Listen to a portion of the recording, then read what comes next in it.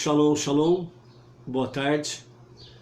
Hoje nós estamos no dia 29 do mês de outubro do ano 2020 e pelo calendário judaico nós estamos no dia 11 de Reshvan do ano 5781. E mais uma vez, pela graça bendita do Eterno, estamos aqui à tarde com a Torá. É muito bom podermos estarmos juntos em mais um instante, mais uma tarde, mais um pouco, alguns minutos, estarmos desfrutando a Torá. E a tarde com a Torá tem o intuito de trazer a você a parte do dia, trazer a você um pouco de shalom, água límpida, luz divina, palavras que venham trazer ânimo, coragem, ousadia para prosseguir na fé monoteísta e diante dos desafios que a vida nos apresenta, possamos aí estarmos batalhando. Dentro disso daí, temos aí alguns exemplos, né, de ousadia na vida e na caminhada. Não é mesmo, Edina, de Bauru, a Gislaine e o Maurílio, ali de Bauru também, né, os grandes desafios que já se passaram aí pela vida e estão ainda enfrentando, e a graça bendita de Hashem traz realmente ânimo, coragem, ousadia para continuar em frente. A nossa missão, cumprimos a nossa missão, que é trazer a luz divina nesse tempo presente, trazer o brilho da verdadeira luz à vida das pessoas, trazer o ânimo para aquele que está desanimado, trazer a coragem para aqueles que estão perdendo a coragem, trazer realmente a perseverança para aqueles que diante das adversidades da vida começam a querer a desanimar e a perder realmente o incentivo de continuar em frente. Estas são partes da nossa missão, pois o foco principal, fundamental da nossa missão aqui é transformar o mundo, curar, sarar a nossa terra para que seja o lar de Deus. E por isso, aonde nós levamos a luz da Torá, a luz do monoteísmo, né, a crença no único e verdadeiro Deus, segundo os 5 primeiros livros da Bíblia, conhecido no mundo judaico como Torá, e no mundo não judaico, conhecido como Pentateuco. Mas aqui temos realmente com as raízes hebraicas, com ensinamentos fundamentados através dos nossos rabinos, os nossos sábios de outrora, como já vimos essa semana, os sábios de outrora, verdadeiros guardiões da sabedoria do futuro. É um passado no futuro, é um passado no presente, um passado que não existe. Por quê? Porque aqui está realmente um dos grandes segredos da fé bíblica, da fé judaica. O passado é futuro, o passado é presente.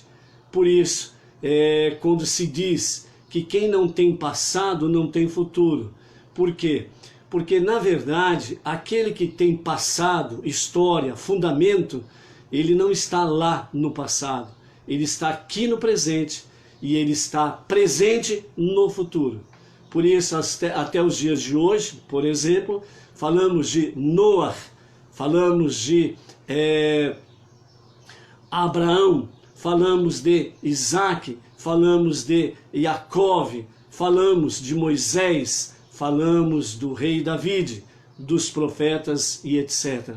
Não somente desses homens, mas falamos também das grandes mulheres que as Sagradas Letras traz para nós através dos tempos, né?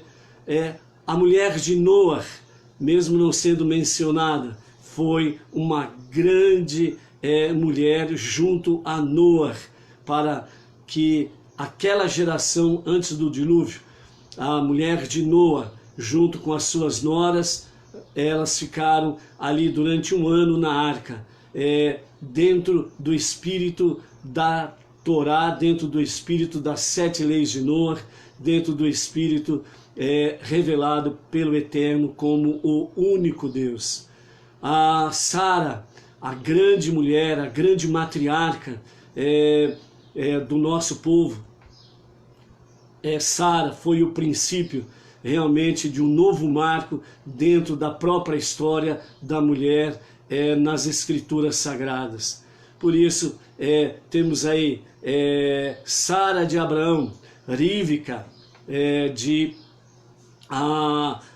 Isaac, temos aí Leia e Rachel de Jacob, né? São as grandes matriarcas que nós temos aí, que é a base para todas as mulheres, tanto judias como não judias, pois na verdade tanto Abraão, assim como Noé, Abraão, Isaac e Jacó, eles eram Benei Noé, antes de serem judeus propriamente dito. As nossas matriarcas, elas eram Bat Noé, e aqui está toda a base realmente para o mundo judaico e para o mundo não judaico. Que nessa tarde nós possamos aí juntos estarmos aí crescendo no entendimento, no conhecimento, na sabedoria da palavra, ok? Hoje nós queremos trazer para você aqui no princípio a respeito da história judaica no dia de hoje, dia 11 do mês de Reshvan. Nessa data, antes do dilúvio, foi marcado como a morte de Matusalém, o ser humano de vida mais longa que já existiu. Matusalém, ele faleceu com 969 anos, a partir da fundação da terra, do mundo, da criação, em 11 de Reshvan, no ano 2105 antes da Era Comum, né? Na data do falecimento de Matusalém, que faleceu com 969 anos, era na realidade o ano 1656, data da criação, né? Então Matusalém, ele foi descendente de Adão e avô de Noé. Nessa data também, 11 de Reshvan, do ano 1553, antes da Era Comum, temos aí o falecimento da nossa matriarca Rachel, ou Raquel. Ela faleceu ao dar à luz ao seu segundo filho, Benjamim, ou Benjamim, no dia 11 de Reshvan, do ano 2208, data da criação, e 1553 antes da Era Comum. Rachel nasceu em Harã, Mesopotâmia, aproximadamente 1585 antes da Era Comum. Seu pai foi Labã, irmão da mãe de Jacob, Rívica. Jacob foi à casa de Labã no ano 1576 antes da Era Comum, fugindo da ira do seu irmão Esaú, ou Esav. Apaixonou-se por Raquel e trabalhou durante 7 anos cuidando dos rebanhos do seu sogro, né? Em 1576 antes da Era Comum, para que tivesse o direito do casamento com a sua amada Raquel. Mas Labã enganou o seu sobrinho, e na manhã seguinte, após o casamento, Jacob descobriu que tinha desposado a irmã mais velha de Raquel, que era Leia. E Labão concordou em dar-lhe Raquel como esposa também, mas somente após firmar um contrato de novos 7 anos de trabalho, porque Jacob chegou pobre de tudo e não tinha como pagar, ou dar tributos em favor de Raquel. E dessa forma ele trabalhou mais 7 anos. Rachel não teve filhos durante muitos anos, ao passo que a sua irmã Leia teve 6 filhos e uma filha. E finalmente, em 1562, antes da Era Comum, ela deu à luz ao seu primeiro filho, Yosef, ou José. 9 anos depois, enquanto Yaakov e sua família estavam a caminho do lar ancestral, que ficou ausente, né, durante 22 anos, então ele estava retornando a Hebrom. E aí então foi no caminho que ela teve o segundo filho, que foi o Beniamim. E ao dar à luz a Beniamim, ela veio a falecer no dia 11 de Reshvan. Yaakov enterrou ao lado da estrada de Bet-Elen. Ali, segundo o profeta Jeremias, capítulo 31, verso 14, ele diz: Rachel chora pelos seus filhos, pois eles se foram. Aqui é uma visão profética. O primeiro grande exílio judaico foi quando os babilônicos dominaram Israel e levaram cativos para a Babilônia. Foi a primeira destruição do Beit Hamikdash e o primeiro exílio judaico. Então Raquel chora pelos seus filhos, pois eles se foram. O seu túmulo serve como local de oração para os judeus há mais de 35 séculos. Também nesta data, 11 de Reshvan, do ano 1797, da Era Comum, o Rabi Nahum de Chernobyl foi discípulo do segundo líder do movimento racídico, o Rabi Doveber de Meserit, e fundador da dinastia Chernobyl de rebes racídicos. Então aqui nós temos a história judaica no dia de hoje. Entrando levemente, diretamente na nossos estudos semanais, leituras diárias. Hoje nós estamos no 5º dia e, portanto, quinta aliá, a quinta chamada à leitura diária da nossa Parashá Ler Lecha, vai por ti. Falamos no dia de ontem a respeito da educação infantil e nós queremos entrar na nossa quinta aliá trazendo uma gota de sabedoria do nosso Rabi Israel Baal Shem Tov.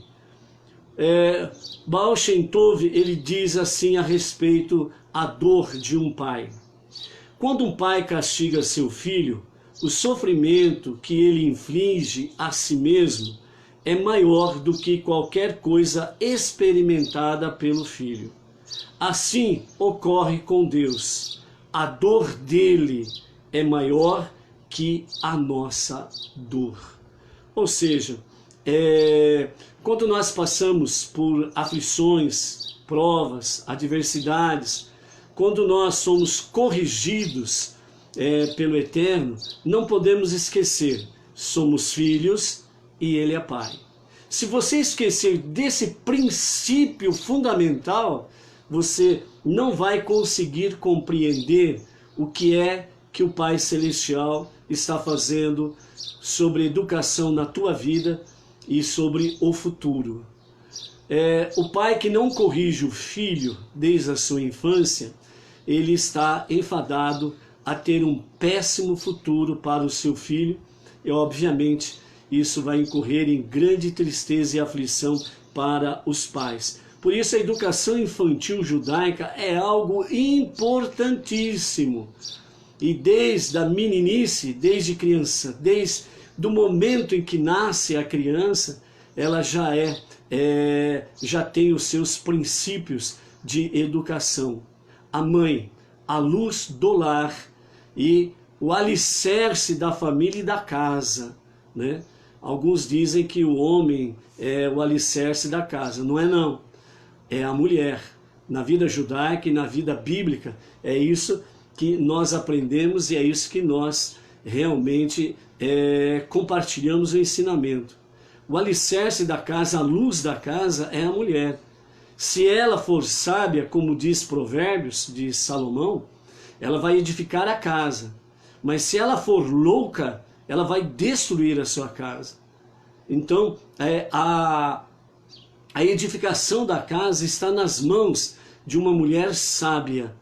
E a educação dos filhos está nas mãos de uma mulher sábia e principalmente quando ela é temente a Deus. Então este lar, estes filhos certamente terão um futuro maravilhoso. E lá na frente, os filhos vão dizer da sabedoria do futuro que estava no passado, onde os filhos poderão dizer: graças dou a Deus pelos pais que eu tive, graças dou a Deus pela mãe maravilhosa que eu tive, que desde os meus primeiros momentos de vida, ela soube me educar nos princípios éticos, morais, nos princípios religiosos, e então Deus e família sendo valorizado, sendo focado e não perdendo estes fundamentos, Deus e família, não perdendo estes alicerces, as pessoas, sem sombra de dúvidas, se tornam pessoas excelentes para a sociedade, a comunidade, aonde ela for, aonde ela estiver. Terá uma luz no meio à escuridão, que vai sendo dissipada com a sua presença. Dentro disso daí também, nós temos aí o ensinamento dos nossos sábios, que eles falam que, segundo o que está escrito em Devarim, Deuteronômio, capítulo 20, verso 19, que o homem é como a árvore do campo. E segundo o significado simples desse aprendizado, esse versículo ele está questionando a lógica de destruir brutalmente uma árvore frutífera. Para o ensinamento, o aprendizado judaico, é terminantemente proibido destruir uma árvore frutífera, pois ela representa o próprio ser humano. O homem é árvore do campo, a tal ponto que a árvore também é nossa inimiga, porque muitos têm, né, o seu próximo como inimigo. É um absurdo isso daí, ok? Mas temos que tomar cuidado com toda regra, tem as suas exceções, ok? O Talmud, ele nos fala lá em Tanit 7a, interpreta esse versículo como declarando uma questão de fato, que é, na verdade, o homem é como a árvore do campo. Essa comparação de homem à árvore nos ensina uma importante lição sobre a relevância da primeira educação que damos aos nossos filhos, que pode ser comparada a cuidar de uma árvore nos seus estágios iniciais. Normalmente, né, tem pais dentro da vida judaica que assim que o seu filho nasce, ele planta uma árvore e ele começa a cuidar daquela árvore até que a criança ela já aprenda realmente o significado de árvore frutífera, uma vida frutífera, e essa criança ela passa então a cuidar da sua árvore. E assim ela vai aprendendo realmente que zelo, cuidado, responsabilidade, compromisso é algo fundamental para uma vida bem-sucedida. Então, uma árvore desenvolvida, uma árvore pronta, alta, aparentemente forte, né? Para se recuperar de danos e pode continuar a crescer saudavelmente e frutificar apesar de sofrer pequenas deficiências. Então, uma árvore já pronta, madura, forte, mesmo que ela venha a sofrer algumas avarias, né? Por exemplo, a poda que é feita, que são cortados alguns galhos, né? Às vezes alguém, de forma inadvertida, provoca arranhões na sua estrutura, no seu caule, no seu tronco. Mesmo assim, ela sofrendo algumas avarias, ela ainda tem como se recuperar destas avarias. Mas os nossos sábios falam que é diferente quando esta árvore ela ainda é uma semente ou quando ela é um broto jovem. Então, quando ela é um broto jovem, se ela sofrer uma determinada avaria, ela praticamente não vai se recuperar destas avarias, porque ela não tem a força suficiente, ela não está pronta, ela não está madura. Desta forma, é possivelmente arruinar as chances da árvore crescer reta, alta e saudável, é praticamente o quê? Nula. O mesmo e verdadeiro é sobre a educação dos filhos. Padrões comprometidos são indesejáveis até para adultos, mas tamanha concessão na educação dos filhos é totalmente devastadora, né? Para nutrir uma geração que sejam espiritualmente corretos, devemos garantir aos nossos filhos que recebam uma educação religiosa de base, uma educação fundamentada dentro dos princípios e da educação religiosa judaica, que é saudável e não atenuada, começando especialmente na primeira idade, né? Quer dizer, desde a primeira idade tem que ser bem fundamentada esta educação, esse princípio religioso, que é o princípio educacional para todas as áreas da vida do ser humano. Ou seja, princípio básico, temer a Deus, amar e honrar a família. Sem essas duas coisas, uma pessoa no meio da sua sociedade, ele não será algo bom e nem frutífero. Também os padrões comprometidos com a ética moral, a ética religiosa, a ética educacional, que são padrões aí distorcidos que nós estamos enfrentando nos dias atuais, principalmente, no sentido de que com essas ideologias funestas que estão por aí, verdadeiro ensinamentos de terror sobre a vida das crianças, onde menino não é menino, menina não é menina. Estão inventando palavreados absurdos, ensinamentos absurdos. Você vê, por exemplo, aí, movimentos feministas, por exemplo, defendendo vagão ou vagão especial em metrô, em trem e até mesmo ônibus, sendo especialmente para as mulheres, para o sexo feminino. Só que logo em seguida vem o mesmo movimento defender o banheiro comum para homens e mulheres, meninos e meninas, no sentido de que todos não são nem homem nem mulher. Então os absurdos que estão sendo feitos aí, cartilhas, entre aspas, educacionais, que são verdadeiras aberrações na educação das crianças.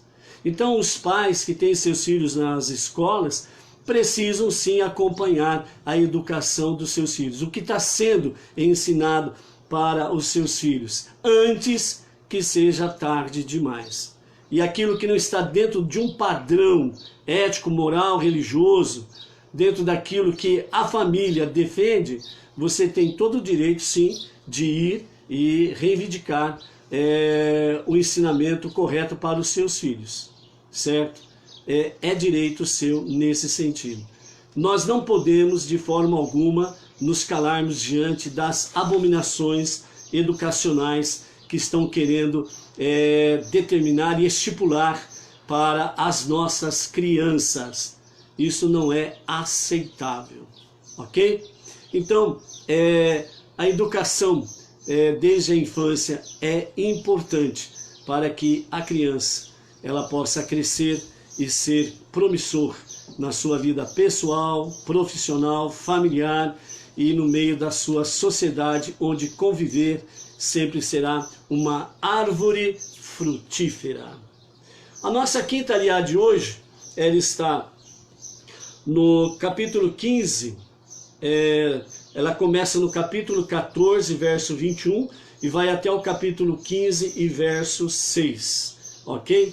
Então vamos à nossa quinta aliá. E disse o rei de Sodoma a Abrão: dá-me as almas, as pessoas e os bens toma para ti. E disse Abrão ao rei de Sodoma: levanto minha mão ao Eterno, Deus Altíssimo, Criador dos céus e terra, que nem um fio e até uma correia de sapato tomarei de tudo que é teu, para que não digas: eu enriqueci Abrão.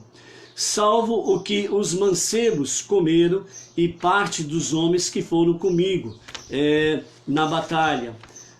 Aner, Eshcol e Mamre, eles tomarão as suas partes. Capítulo 15, verso 1 a 6.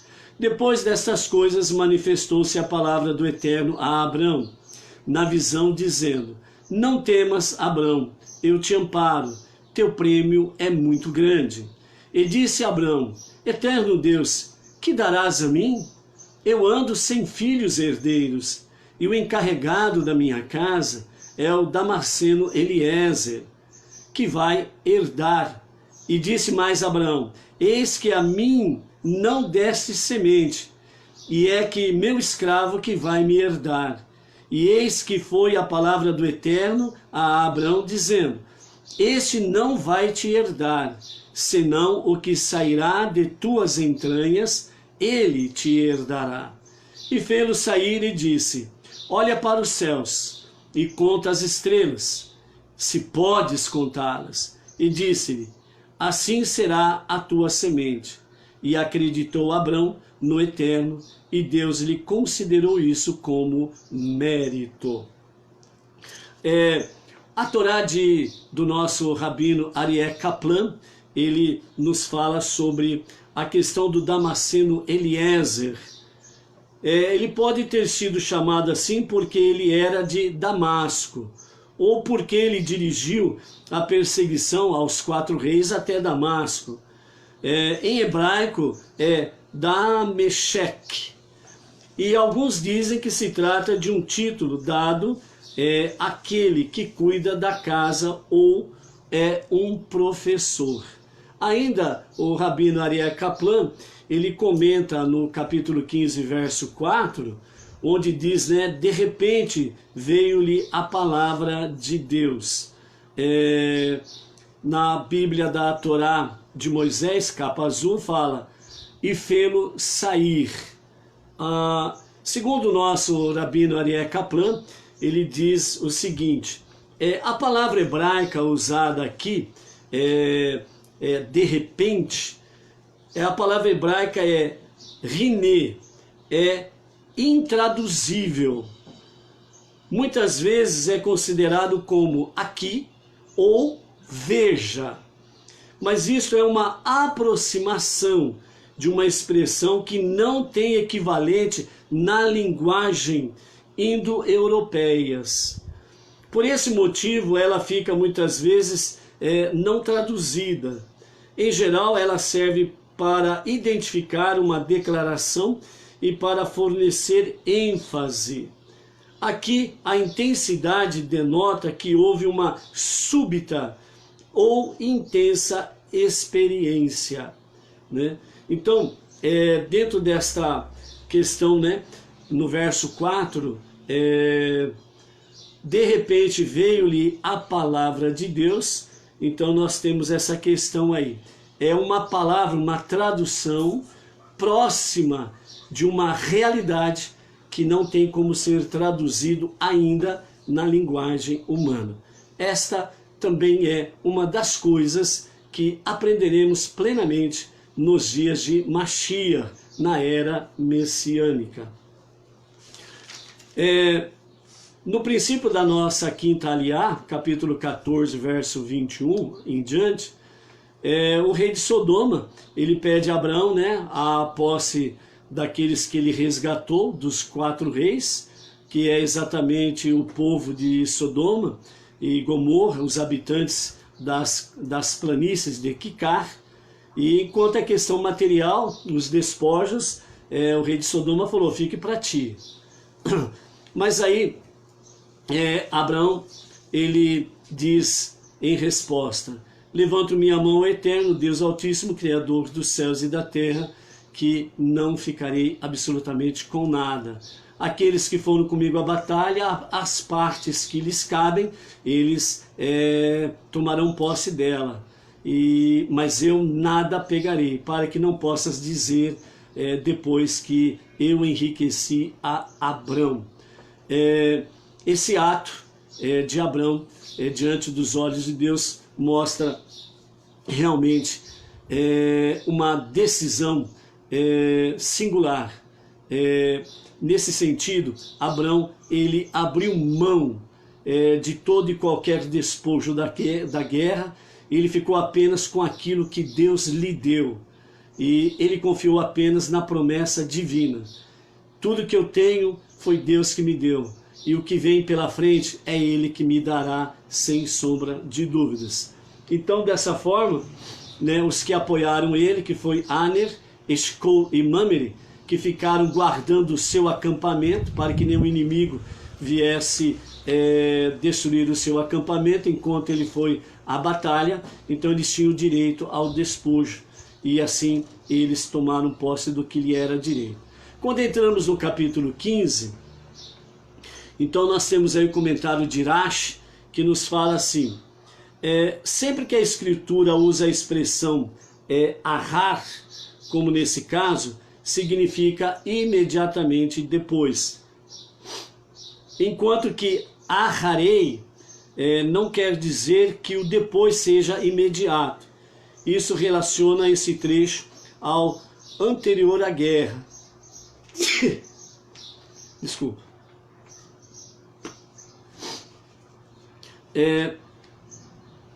Então, aharei não significa imediatamente depois, enquanto que isso pode demorar um pouquinho mais com relação a essa realidade. Então isso relaciona esse trecho ao anterior, a guerra enfrentada por Abrão. Por ter vencido milagrosamente a batalha, ele temia ter recebido uma recompensa divina por todos os méritos da sua vida. Deus então assegura ali que seu prêmio é muito grande.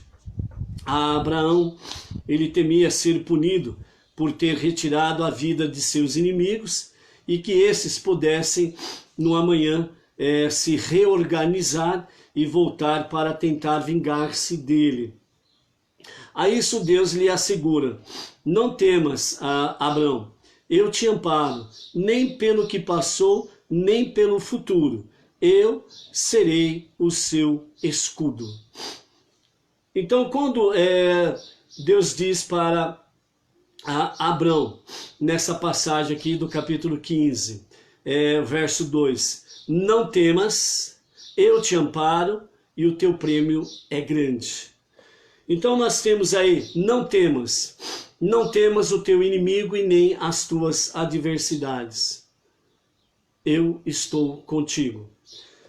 Eu te amparo significa que, tanto no passado, presente e futuro, eu te amparo, eu te sustento com a minha destra.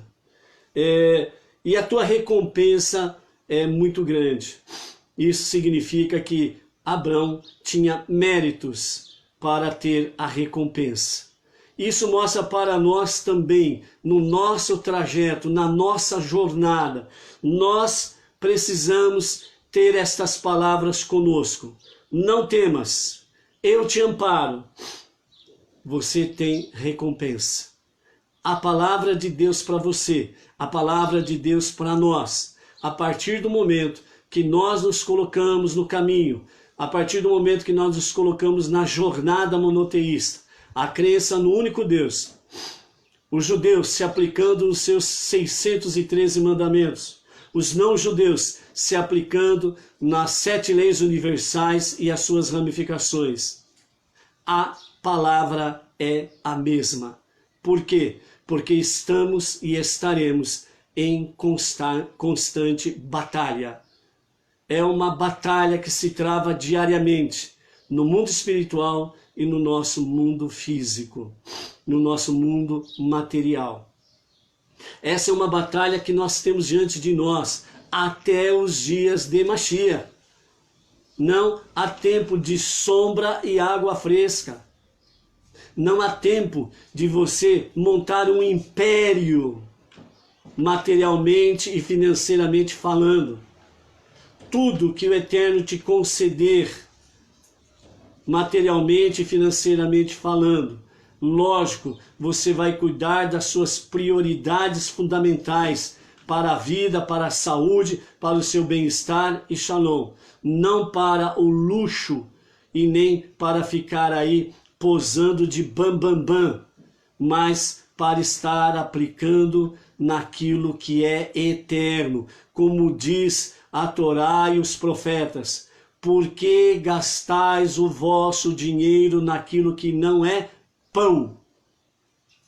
Ah, então vou comprar uma padaria. Não. Melhor do que isso. Compre Torá. Tenha Torá, os 5 primeiros livros da Bíblia. Compre Torá, livros de Torá, para ter na tua casa. Aonde você estiver presente, tenha Torá. O que mais que você pode fazer? Aplique seus dízimos, suas ofertas, naquilo que é sagrado, dentro daquilo que está na Torá. Nós temos, dentro do movimento Benei Noach Brasil, nós temos aí através do Rav Yaakov, do Rav Michel, do Rav Shimon, temos vários projetos. Procure se inteirar deles e venha aplicar seus dízimos, suas ofertas. Além disto, nós temos as nossas comunidades regionais. No Brasil, nós temos várias comunidades regionais em vários estados do Brasil. As comunidades regionais também precisam dos seus dízimos, das suas ofertas, para poder estar aplicando com os seus líderes no estudo da Torá, para trazer às suas comunidades regionais estudos da Torá, reuniões semanais, reuniões de Shabat, festividades, seminários, encontros, estudos da Torá. Cada emissário precisa de você também. Ou seja, temos, graças a Deus, grandes projetos dentro do movimento Benei Noach Brasil, com a liderança do nosso Rav Yaakov Gerenstad. Então, que aquilo de recompensa que Deus está dando a cada um de vocês, a cada um de nós, é para estarmos, sem sombra de dúvidas, aplicando na preservação da nossa vida, do nosso bem-estar familiar e para que nós possamos ter vigor e saúde. Mas não podemos deixar de estar aí contribuindo com dízimos e ofertas. Avraham Avinu, o nosso pai Abraão, deu exemplo de dízimos e ofertas para ser aplicado naquilo que é sagrado. Então, é necessário esse envolvimento e esse comprometimento com a obra do Eterno, com esta jornada judaica como Benei Noach e junto com os nossos rabinos. Então, nesse sentido, o Eterno falou claramente a Abrão e ele fala claramente a cada um de nós: não temas, eu te amparo e eu te recompenso. O que você tem não foi conquistado pela suas capacidade única e exclusiva. O que você tem, o que você possui, o seu soldo mensal e etc e tal, o Eterno concedeu a ti. O Eterno te deu vigor para você trabalhar e etc e tal. O Eterno, que é o dono de tudo, é Ele que nos concede todas estas coisas. E Abrão, ele tinha essa visão e por isso foi chamado, é chamado e será chamado Avraham Avinu, nosso pai Abraão, tanto pelos judeus como pelos não judeus. Então, caminhe, coloque-se em frente, não tenha medo, não tenha pavor, muito pelo contrário, confiança absoluta na providência divina. Diante disso daí, no capítulo 15 ainda, nós temos lá Abrão falando com o Eterno, quando o Eterno diz a ele, não temas, eu te amparo e teu prêmio é muito grande. O verso 2, Abraão responde para ele: Eterno Deus, que darás a mim? Eu ando sem filhos herdeiros, e o encarregado da minha casa é o Damasceno.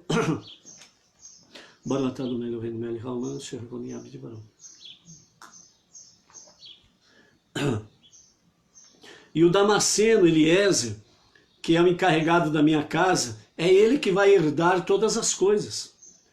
Então o verso 3, o Eterno diz a Abraão: eis que, aliás, Abraão, né, ainda dizendo ao Eterno: eis que a mim não me deste semente, e o meu escravo é que vai herdar todas as coisas. Aí no verso 4 temos a resposta do Eterno para Abraão.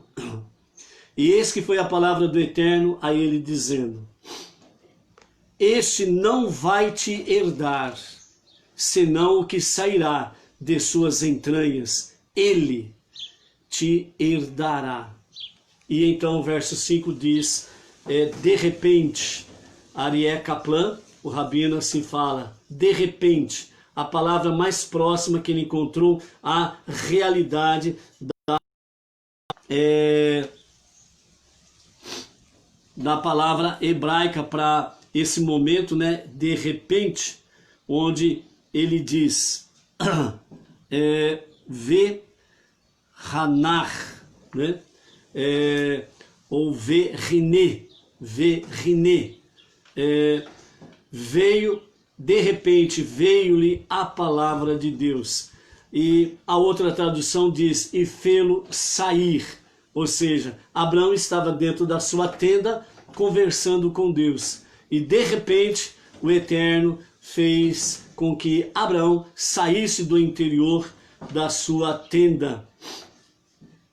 Alguns comentaristas dizem que Abraão estava dentro da sua tenda e quando Deus diz, Veriné, imediatamente Abraão foi transportado do interior da tenda para fora da tenda.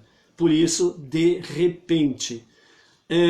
No sentido literal, fê-lo sair de sua tenda para observar o céu. O Midrash amplia esta visão. Deus faz Abraão sair de sua razão estrita e da sua concepção da natureza. Ele tinha consciência de acordo com a natureza. Era impossível, essa era a visão estrita e da sua concepção natural. A visão de Abraão era impossível Sara dar à luz a um filho devido à idade avançada. Mas Deus ensina-lhe que o povo judeu transcende as leis da natureza ou as leis naturais, simbolizando aqui pelas estrelas, e que a vontade divina faria Sara dar-lhe um filho.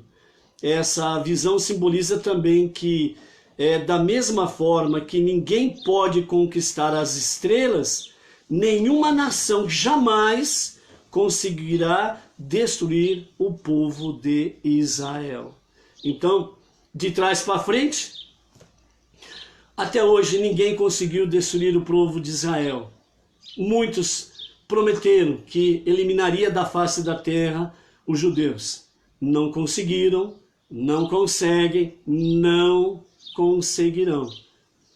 Pelo simples fato, pela simples atitude que o povo judeu tomou depois que saiu do Egito, no Monte Sinai, com Moshe. O povo judeu tomou uma decisão que marcou definitivamente toda a história futura das nações e do próprio povo judeu. A aliança com Deus no Monte Sinai, na outorga da Torá. Simples por isso, ninguém conseguiu, ninguém consegue e ninguém conseguirá destruir o povo de Israel, o povo judeu.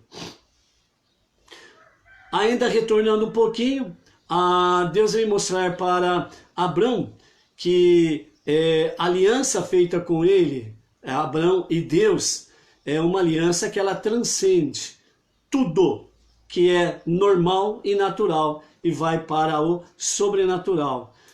Conhecido também o quê? Com milagres. Só Deus pode operar milagres e mais ninguém. O Midrash ainda ele traz para nós, né, essa passagem de Abrão sendo retirado de dentro da tenda e sai para contemplar os céus. Então o Midrash também nos traz da seguinte forma assim: Deus assegurou a Abrão: ainda tens uma grande recompensa no Olam Rabá, além destas do presente e do futuro que virá da tua semente. Abraão então rezou: Deus forte, tão bondoso em fazer milagres para mim durante a guerra, sei que me reservaste ainda mais bênçãos, mas para que me servem estas bênçãos se eu não tenho filho para continuar a ensinar as pessoas sobre ti depois que eu morrer? Em vez disso, meu servo Eliezer ficará como líder.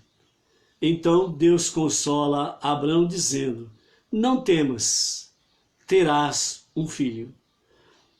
Nós podemos observar, né, segundo os nossos sábios, mostra sempre esse diálogo, né? Deus, ele não faz rodeio, ele é objetivo, ele é direto. Abrão também foi objetivo e direto. Para que me serve as bênçãos se eu não tenho filhos? Para poder passar essa herança e que que meus filhos levem adiante tudo que eu sei sobre ti, para dar continuidade a isso. E o meu servo Eliezer que vai ser o líder.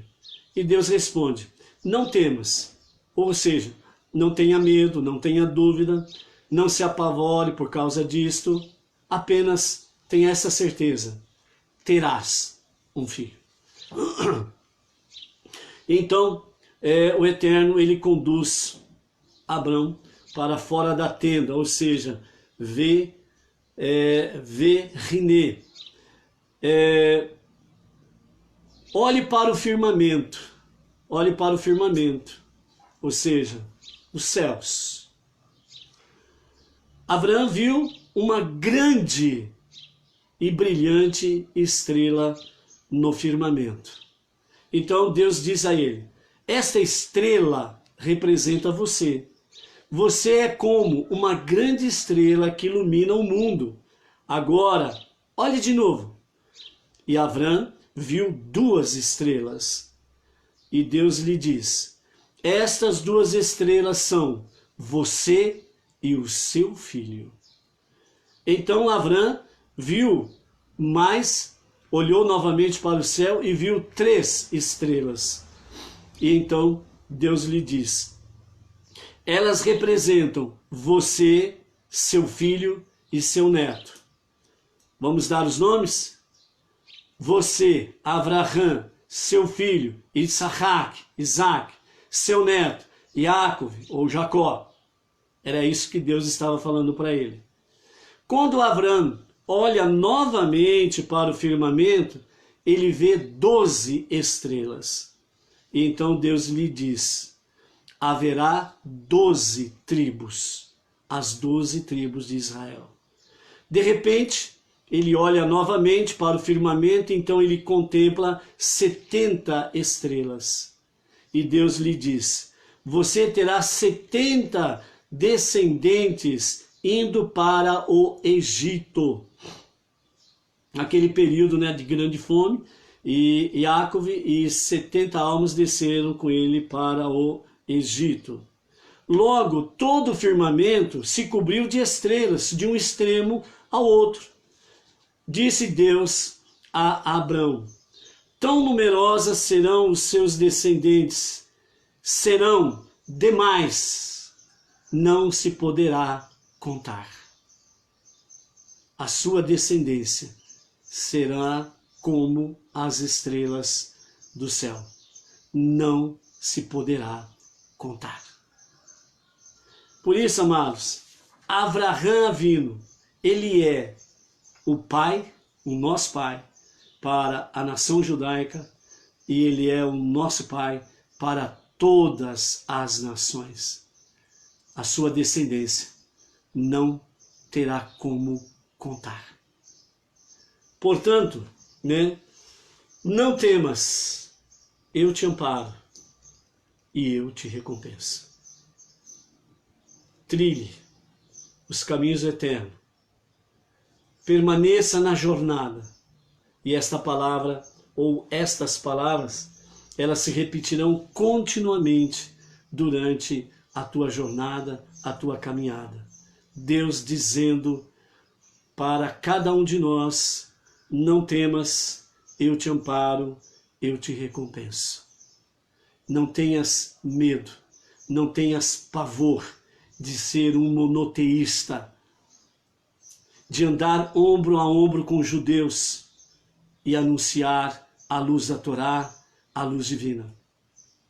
Não tenhas medo. Por mais que alguém ou quem quer que seja possa ranger seus dentes, você está firmado numa verdade eterna. Eu te amparo. Não é a tua posição social, não é o teu poder aquisitivo, não é a tua pouca ou muita conhecimento cultural que você é sustentado. Você só pode ser sustentado pela destra do Eterno, pois é Ele que diz e assegura e cumpre: eu te sustento. E finalmente, eu te recompenso. Ele te recompensa aqui e agora, à medida que praticas tzedakah, atos de caridade, atos de justiça. À medida que você se põe em obediência no caminho, Ele diz que você tem recompensa aqui e agora. Mas, como Ele disse a Avram, e Ele diz a cada um, ainda há uma grande recompensa para você, que é o Olam Rabá, o mundo vindouro, que vai ser conquistado através da era messiânica. Que Mashiach venha em breve, que seja para os nossos dias, que seja para agora. Amém. Com a graça bendita do Eterno, até amanhã, na nossa sexta aliá, com a tarde com a Torá. Shalom, shalom.